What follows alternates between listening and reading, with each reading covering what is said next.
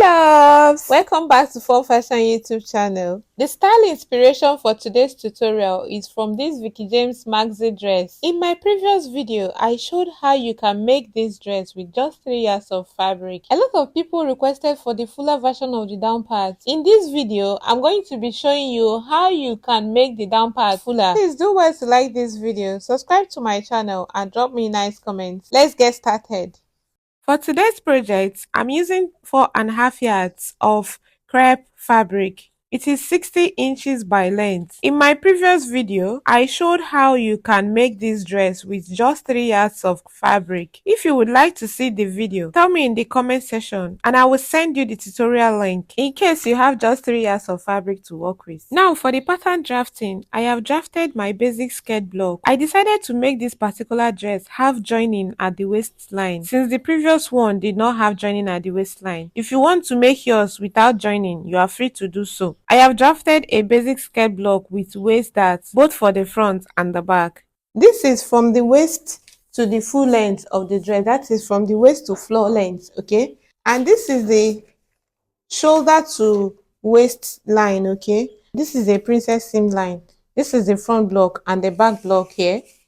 All right, so we are going to be focusing on the skirt. That is the down part, okay? So I'll keep the bodies aside. So this is the waistline. This is the hip line, waist to hip line, both for the front and the back. And then this is the knee line. And then the full length of the dress plus the hemming allowance. I'm going to go ahead now and convert this skirt block into the gown that we are making. All right, so I'll come to the knee line and divide the knee measurement by 2. I have 10 inches here, so I'm going to divide 10 inches by 2. I have 5. I'll take these 5 inches down to the hemline.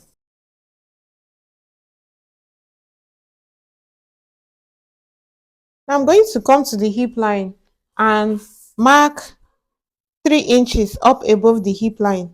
If you want, you can start from your hip line. You can equally start from the 2 inches above the hip line or just 1 inch above your hip line. I will come to the knee line and mark 2 inches above the knee line. That is where I want my curve to connect from here to. If you want, you can extend yours down to the knee line. The previous video I did, I extended to the knee line. This is optional. And what I'm going to do now is to get a curve and connect from these 3 inches above the hip line to that 2 inches above the knee line, okay? You can do any form of curve you want. If you want, you can do it like a triangle. If you want a triangle curve, or you can make it curvy. Okay, I want to make mine curvy, so I'm going to do mine this way. Okay, so I'm going to do the same thing by the side. I will come to the hip line and mark 3 inches up above the hip line, okay? And then I'll connect to these 2 inches above the knee line, okay? I will go ahead now and replicate exactly what I have at this front at the back, okay?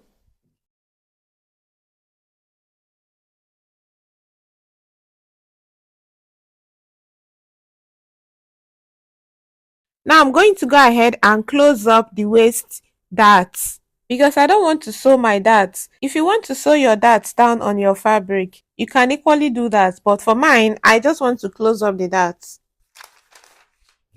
Okay, now that I have closed up the waist dart, I will go ahead now and mark 0.75 down below the waistline for the front and then connect to the side line. This is to accommodate the waist area. And I'll come to the back and draw out my line straight because you can notice that my line is no longer straight. So I'll go ahead and redraw the line to make it straight. So what we are going to do now is to go ahead and cut out our pattern.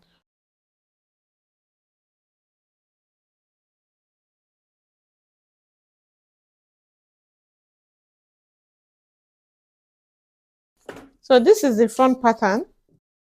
So I'm going to go ahead now and cut out the back pattern. I'll place the front curve on top of the back curve so that I will make sure that I have that exact same curve at the back too.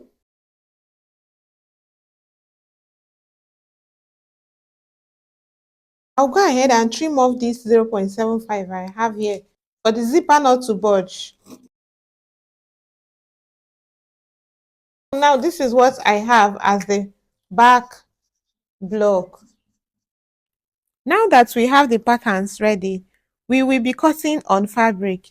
You can see that I have 4 pieces of the curves here. I'll keep 3 pieces aside and cut with just 1 piece since the 3 pieces are basically the same. Now for the cutting on the fabric, remember I said I am using 4.5 yards of fabric.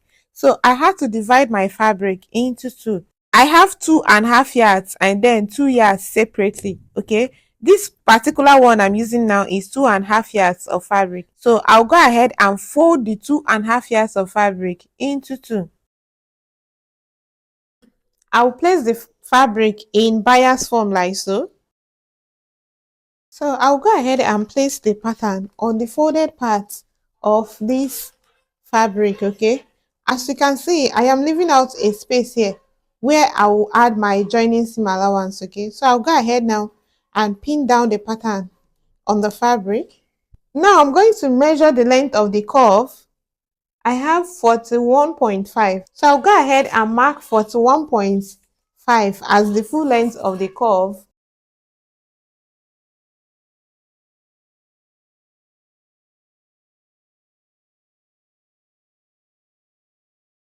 So I'm going to go ahead now and add 1/2 inch joining seam allowance here for the curve. All right, when I get here, I'll curve it into the flay. All right, can you see? So I'll go ahead now and cut. So now I have my curve now. So I'll go ahead and notch the middle point.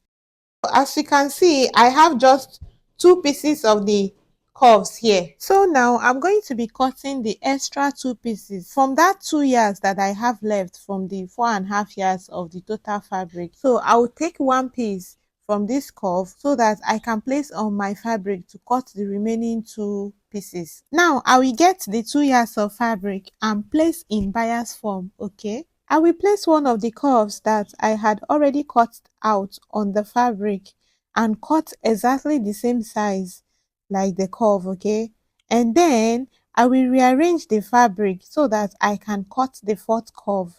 Now I will go ahead and cut out the fourth curve. I will also notch the middle point of the curve. Next is to cut out the skirt block. Okay, I'll place the skirt block pattern on top of the remaining fabric and then add all the necessary allowances and cut. So now this is what the back block looks like and the front block. All right, I added 0.75 zipper allowance at the middle of the back. The front is on fold, right? I also added 1.5 side seam allowance to the side, then 1/2 inch joining seam allowance at the waist area as well as 1/2 inch at the curves. Okay, get the front block and remove the pins. Okay, so this is the front block and I will also get the back skirt block. Okay, so what I'm going to do now is to join the two sides together. I will place the back block on top of the front block with the right sides facing each other. Then I will mark down my side seam allowance. I have 1.5 side seam allowance. So I will go ahead now and mark the 1.5 side seam allowance. So now I'm going to go over to my sewing machine and stitch on that 1.5 side seam markings. Okay. After joining the sides of the skirt, this is what I have. I went ahead to press the seam lines open. So what I'm going to do now is to close up the back by 0.75. Okay, I'll mark down 0.75 here and then close a little bit by 0.75. So now this is what I have. That means I will have one curve at the back, at the two sides, and then at the center front. Okay, so I'm going to get my curves. So these are my curves: 1, 2, 3, and 4. Okay, remember that I notched the middle part of the curves. Okay, so I'll pin together with the skirts. Okay, and I'll pin till I get to the end. So I'll also pin the other side. So this is it. I have pinned the first curve. I'm going to go on now and pin the remaining curves, 2 by the sides and 1 at the back, okay?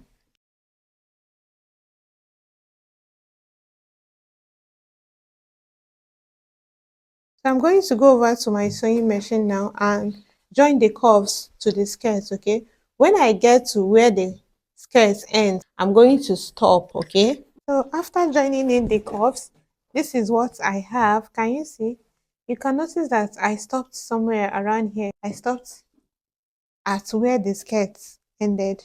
So I'm going to go on now and clip on the curves. It is very important that you clip on the curves so that the curves can lay flat when you press the seam lines open, okay?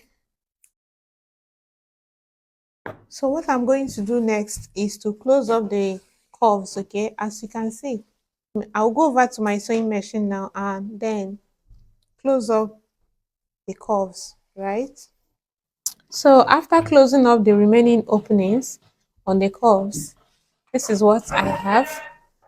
I went ahead to press the seam lines open. So can you see? So this is what I have. You can see how wide the skirt is. This is what the bodice looks like. So I'm going to go ahead now and join the bodice to the skirts. Because we already have a similar dress tutorial on the channel, I feel like more people are going to be more interested on how to achieve fullness for the down part. That is why I focused more on the skirt part. But if you would like to learn how I made the bodice, comment bodice in the comment section and I will send you the tutorial right away. Don't forget to hit on the subscribe button if you have not subscribed. Turn on your notification bell so that once I upload any tutorial, you will be the first to know. See you in the next video.